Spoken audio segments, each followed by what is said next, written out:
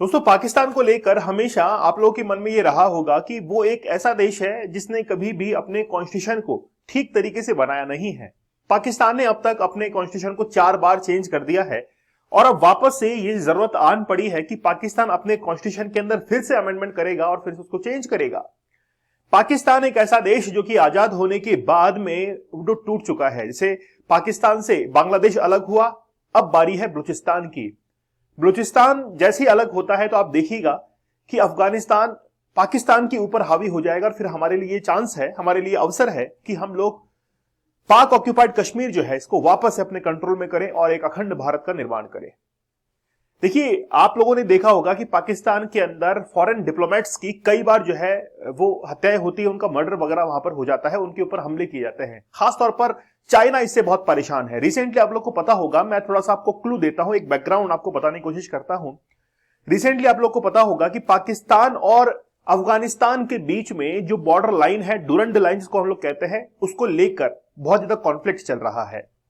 Recently Pakistan ने air strike किया अफगानिस्तान के ऊपर और केवल ये दिखाने के लिए कि जितने भी चाइना के डिप्लोमेट्स जो कि पाकिस्तान के अंदर थे उनके ऊपर हमले हुए, और ये दिखाने के लिए कि वो हमले हमने नहीं, वो अफगानिस्तान की तरफ से हमले हुए थे, इसलिए हम लोग अफगानिस्तान के ऊपर एयर स्ट्राइक कर रहे हैं।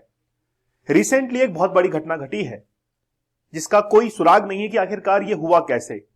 जर्मनी के डिप्लोमेट्स थे, सीनियर जो सेक्रेटरी थे फॉरेन एम्बेसी के अंदर, उनकी मौत उनकी फ्लाइट पर हुई। ये हुई कैसे और क्या किसी ने जिम्मेदारी ली है इस चीज की? अभी तक भी पाकिस्तान के अंदर ये खबर जो है, इनकी ये बात किसी को पता तक नहीं लगी है। यहां तक कि जब उनकी डेथ हो जाती है 2 दिन बाद पता लगता है कि डेथ हो चुकी है। तो रिसेंटली आप लोगों ने देखा होगा कि जर्मन जो डिप्लोमेट है थॉमस फिल्डर, इनकी डेड बॉडी पाई गई है पाकिस्तान के अंदर। पाकिस्तान जो कि पाकिस्तान का खैबर पख्तून एक प्रोविंस है। खैबर पख्तून बहुत डिस्टर्बिंग एरिया रहा है क्योंकि शिया और सुन्नी कॉन्फ्लिक्ट पाकिस्तान के खैबर पख्तून में चलता रहता है। जैसे ही अभी पाकिस्तान और अफगानिस्तान के बीच में कॉन्फ्लिक्ट हुआ बिटवीन बॉर्डर, तो उस समय भी खैबर पख्तून बहुत डिस्टर्ब हो चुका था और वहीं पर अब रिसेंटली एक घटना जो है वो हमको और देखने को मिली है। दोस्तों, आप लोग को पता होगा कि जैसे चाइना के डिप्लोमेट्स काम करते हैं पाकिस्तान के अंदर। अभी रिसेंटली आप लोग को पता होगा कि CPEC China Pakistan economic corridor को लेकर पाकिस्तान और चाइना ने हलचलें बहुत ज्यादा तेज कर दी थी। मतलब उसके ऊपर वर्क जो था, उस कॉरिडोर के ऊपर वो काम और तेज गति से शुरू हुआ था और जैसे वो काम शुरू होता है उसके बाद में जो चाइना के जितने भी लोग पाकिस्तान के अंदर थे उनके ऊपर हमला होना शुरू होता है, क्योंकि बलूचिस्तान ये नहीं चाहता है कि चाइना के जो लोग हैं वो आकर काम करें पाकिस्तान के अंदर। अभी रिसेंटली क्या हुआ है कि जर्मन डिप्लोमेट है थॉमस फिल्डर, उनकी डेड बॉडी जो है वो पाकिस्तान के इस्लामाबाद के अंदर पाई गई है, एक अपार्टमेंट के अंदर। लोकल अथॉरिटीज ने इस चीज को कंफर्म किया। The German diplomat serving as second secretary, ये जो व्यक्ति थे वो सेकंड सेक्रेटरी थे जर्मनी के और जर्मन एम्बेसी के अंदर वो काम कर रहे थे, लेकिन अचानक से वो डिसअपीयर हो जाते हैं और 2 दिन तक उनका कोई भी पता नहीं लगता है। बाद में खबर आती है कि उनकी मौत हो चुकी है। और मैं आपको कई ऐसी घटनाएं बताऊंगा जिनके अंदर डिप्लोमेट्स के ऊपर कई सारे हमले जो है वो हुए हैं। दोस्तों, आप लोग हमारे 100 डेज के चैलेंज आपको में जरूर ज्वाइन कीजिए। ये जो चैलेंज है वो हसलर्स के लिए है। हसलर्स मतलब अपनी जिंदगी के साथ में हसल करना जानते हैं।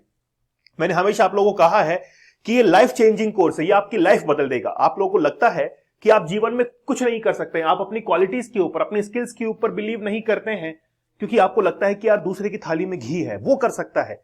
लेकिन आपके अंदर भी वो क्वालिटीज हैं जिनको आप अगर साबित करना चाहेंगे तो फिर आपको उसके अंदर कॉन्फिडेंस की जरूरत पड़ेगी। इसलिए मैंने कहा कि हसलर्स के लिए है।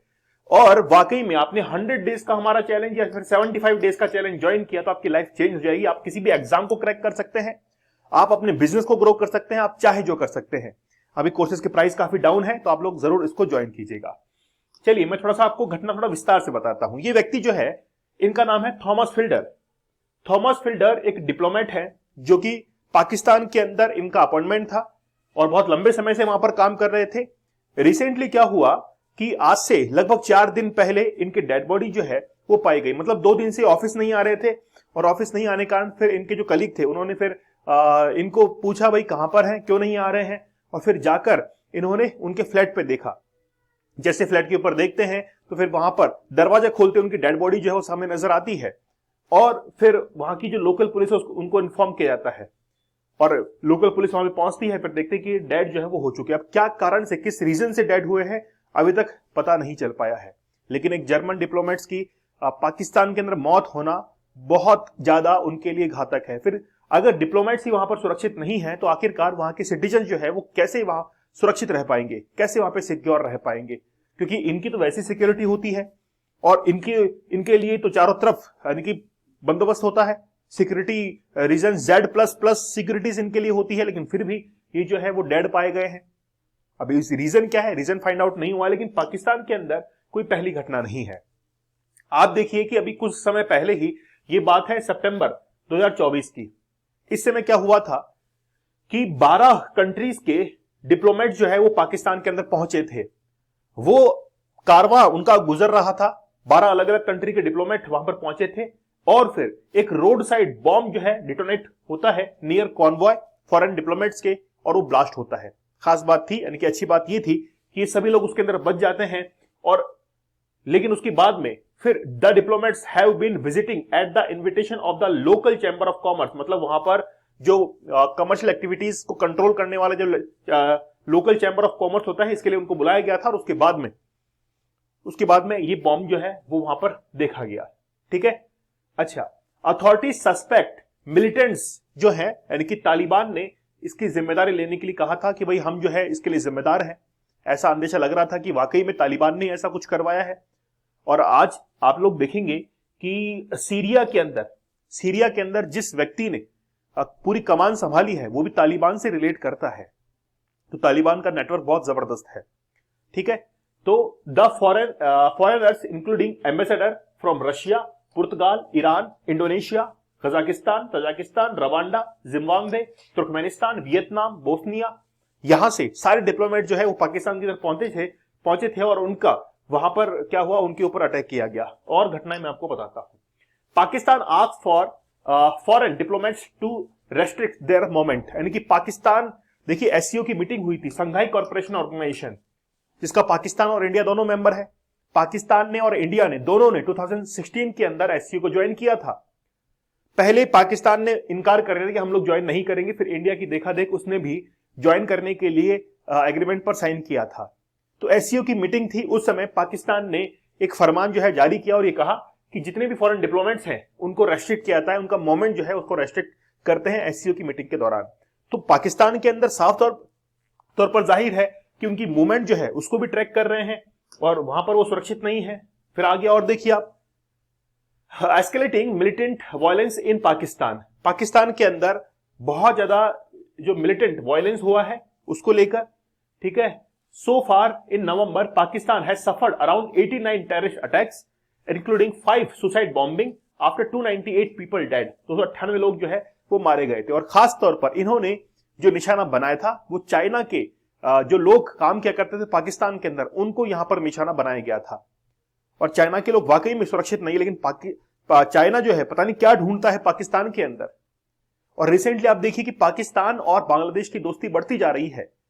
अमन 2025 एक मिलिट्री एक्सरसाइज दोनों कंडक्ट करवा रहे हैं, बांग्लादेश और पाकिस्तान, और जो फरवरी के अंदर होने जा रही है और वो बांग्लादेश के अंदर होगी। और पाकिस्तान की बहुत सारे कॉन्वॉय जो है वो पहुंचे हैं बांग्लादेश के अंदर। तो बांग्लादेश और पाकिस्तान की नजदीकियां बढ़ती जा रही, मतलब दो बिछड़े हुए जो दो मित्र थे वो वापस मिलने के लिए जा रहे, क्योंकि 1971 के अंदर पाकिस्तान से अलग होकर जो ईस्ट पाकिस्तान था वो बांग्लादेश बना था शेख मुजीबुर रहमान की अगुवाई के अंदर। उस समय आप देखिए इंदिरा गांधी के डिसीजंस बड़े जबरदस्त थे और इंदिरा गांधी के डिसीजंस आप देख सकते हैं कि सिक्किम भारत के अंदर आकर मिला। आज तक हमारे देश के अंदर कभी ऐसा नहीं हुआ है कि कोई स्टेट जो है वो सेपरेट होने की बात करता है, लेकिन पाकिस्तान से बांग्लादेश अलग हो गया, बलूचिस्तान अलग होगा, लेकिन हमारी क्या खूबसूरती है कि सिक्किम जो है वो भारत के अंदर आकर मिला था। आज जो नॉर्थ ईस्ट स्टेट्स हैं भारत के, त्रिपुरा, नागालैंड, वो कई बार ये मांग करते हैं, कई बार वो भारत की जो पॉलिसीज हैं उनसे नाखुश रहते हैं कि यार हमको ये चाहिए वो चाहिए, लेकिन कभी भी देखिए आज तक का रिकॉर्ड है कि वो ये नहीं कहते कि हमको अलग से स्टेट जो है वो चाहिए, और अभी तक अलग नहीं हुए हैं और ना ही होंगे। तो ये भारत की खूबसूरती है। तो भारत के अंदर ऐसे ये तो अटैक्स होना बहुत जो है मुश्किल है ना, तो नहीं होंगे भारत के अंदर, कभी भी ऐसा नहीं ही होगा। तो ये जो जर्मन डिप्लोमेट्स हैं इनका जो उनके ऊपर हमला हुआ है, उनकी डेथ हुई है, ये वाकई में एक बहुत बड़ा रहस्य जो है वो बन चुका है पाकिस्तान के अंदर, और इससे जर्मन जो एम्बेसी है वो काफी नाखुश है। वो पूछ रही है पाकिस्तान से कि बताइए कैसे उनकी डेथ जो है वो हो गई इतनी टाइट सिक्योरिटी के अंदर भी। अब पाकिस्तान इसका जल्दी जो है वो जवाब देगा, है ना। खाने को नहीं है दाने और मनाने चले हैं, यानी कि दिवाली चले हैं मनाने। तो पाकिस्तान की हालत खराब है। पाकिस्तान आईएमएफ से वेवर की मांग कर रहा है, आईएमएफ का लोन चुकाना है पाकिस्तान को। हालत बड़ी टाइट है पाकिस्तान के अंदर, है ना। महंगाई जो है वो 7वें आसमान पर है। तो पाकिस्तान की हालत बहुत खराब जो है वो होने जा रही है। ठीक है, तो पाकिस्तान के अंदर दाने खाने का नहीं है, लेकिन फिर भी वो वेपन्स को इंपोर्ट कर रहा है चाइना से, है ना।